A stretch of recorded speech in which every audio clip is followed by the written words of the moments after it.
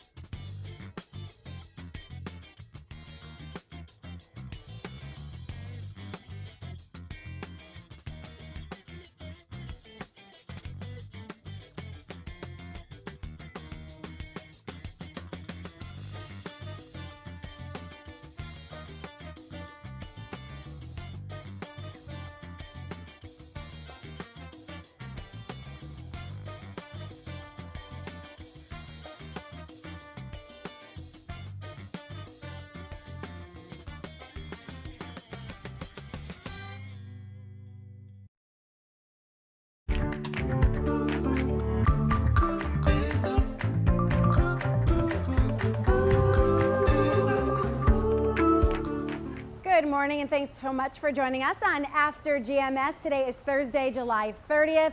Another hot day in the Piedmont Triad, but we'll talk about some changes in just a few. I'm Tracy McCain in studio. Taran Kirksey and Megan Malaris are working from home, and Ed Matthews is working in the weather garden as we continue to social distance. All right, Taran, let's get started with this forecast. It's a little cooler, if we can say that, but still very hot. Yeah, you know, the numbers will say it's a couple of degrees cooler, but it still will feel fairly hot out there, especially when we do see those peaks of sunshine from time to time. High temperatures today in the upper 80s to low 90s, but of course it's going to feel hotter than that when you factor in the humidity, and we'll see the chance of a few pop-up showers and storms as well. Not going to rain everywhere, but where the storms do develop, they could certainly pack a punch with heavy rainfall locally, also some gusty winds and a lot of lightning before things start to taper off as we head deeper into the evening. And we'll see more of the same for tomorrow. Rain chances a little bit lower for the weekend though, but we'll still see a couple of storms around. So it's a good idea just to keep an eye to the sky just in case you end up under one of those pop-up storms. That's a quick look at your 7-day forecast. All right, well guys, I wanted to answer Jason really quick. He saw me roaming around the studio and he's like, what did you forget? Well, Jason, I forgot the thing that controls the teleprompter. We call it a Wii because it looks like a controller that you would use to control Nintendo, and it just basically controls the teleprompter, so I know where we are in the rundown. But other than that, we're ready to get started.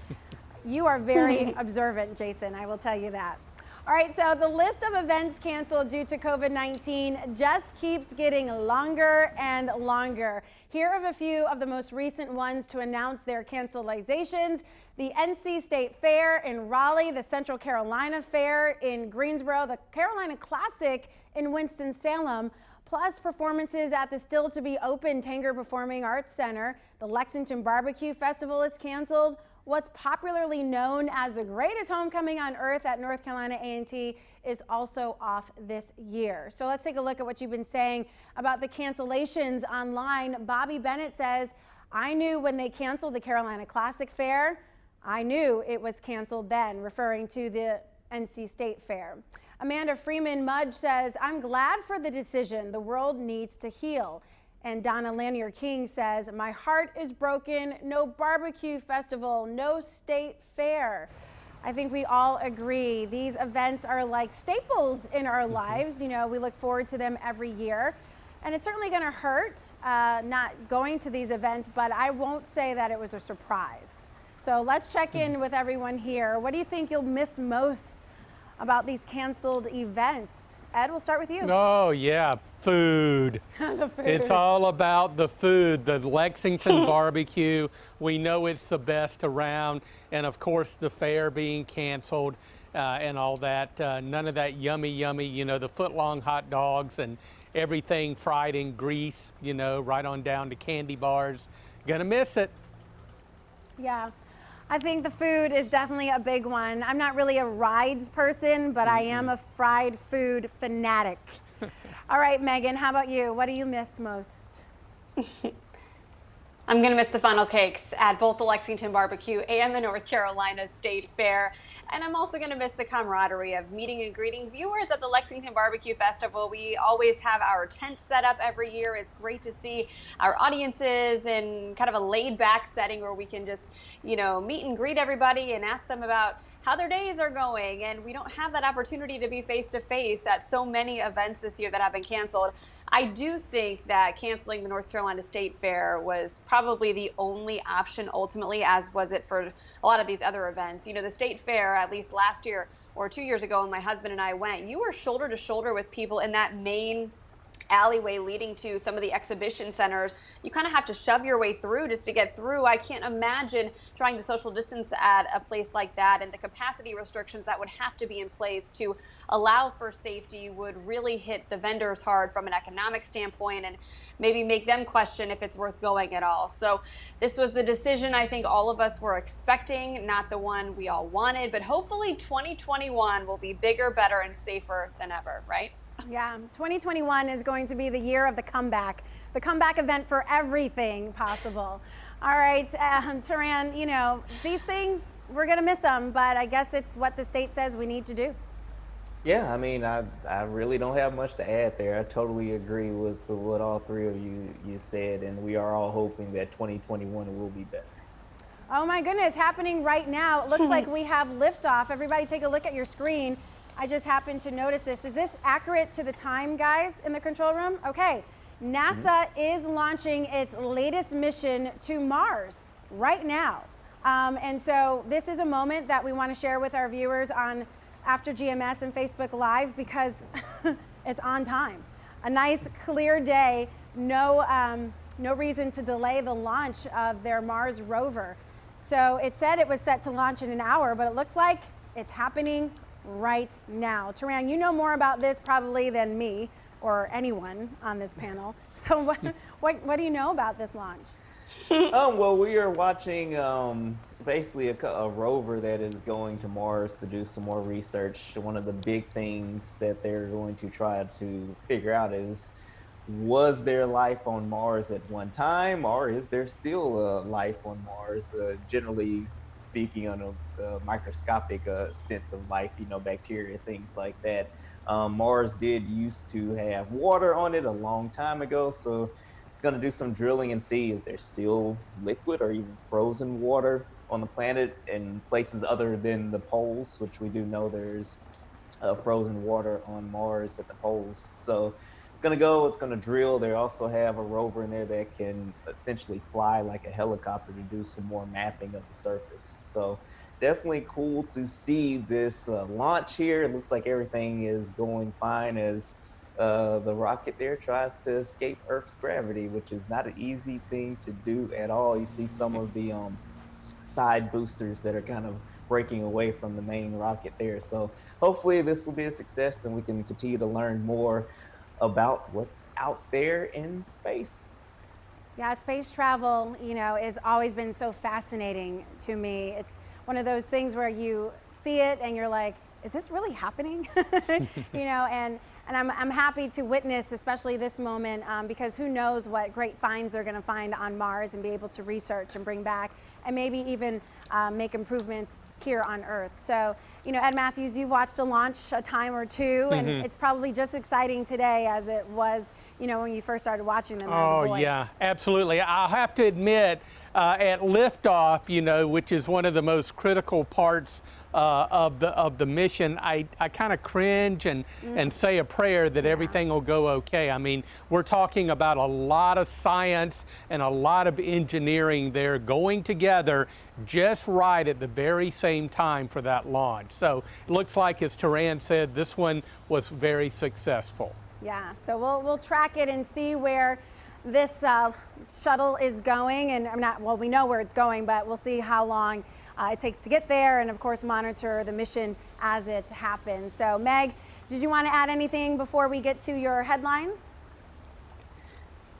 Well, I just think Mars is so fascinating. You know, it's contrary to its color, the reddish, pinkish hue. It's actually a very cold planet, right, guys? Am I right on that? You know, it's so interesting to think that the planet that is closest to Earth is so vastly different from ours.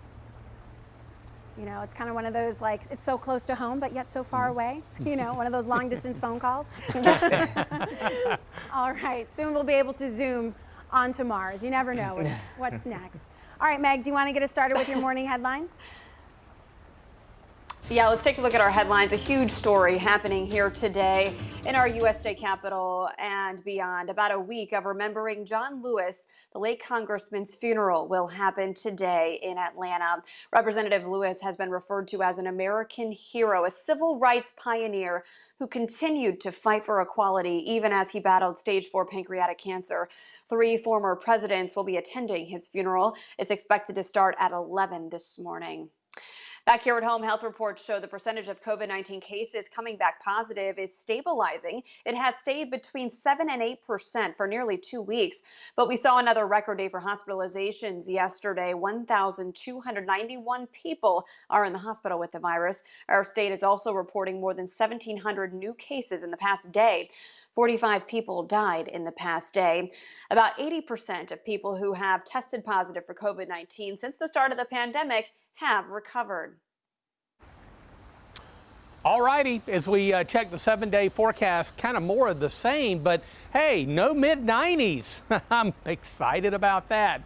We'll be upper 80s to lower 90s today across the area, and we'll keep an eye on storms that develop this afternoon. A couple of strong storms couldn't be ruled out, and also some very heavy downpours, very similar to what we saw yesterday. 50% chance today. We up that to a 60% chance tomorrow, and we've got a weekend just around the corner. And I think overall it's looking good. You got some outdoor plans with friends and family, maybe a bike ride or something like that. I think overall it's going to be okay. About a 30 to 40% chance of scattered storms on Saturday and Sunday, and temperatures upper 80s to pretty close to that 90-degree mark. Pretty close, but not there. And it's such an important distinction. Yes. All right, I just want to make sure you guys knew that we were reading along your comments before we had the live from NASA showing the launch to Mars, which was really important for us to break in there. So I do want to go over just a few of your responses to let you know we were still interacting with you. Jason says he's going to miss the turkey legs at the fair. Chelsea says it's time to make homemade funnel cake. And Sharia says food and family fun time. And Tanya added some information about they should have had a fair drive-through with all the fair food trucks like in Columbia, South Carolina, which was something I think that they were thinking about or had done earlier during the pandemic. And we'll see if they bring it back. So thanks so much for talking with us. And this is a short one today. NASA kind of threw us off, but hey, what a great launch. Something to witness. You'll remember this day, July 30th, 7:50 a.m. You were listening to Ed, Tracy, Taran, and Megan when you saw that launch to Mars. All right, we'll see you guys tomorrow on After GMS. Have a great day and stay safe.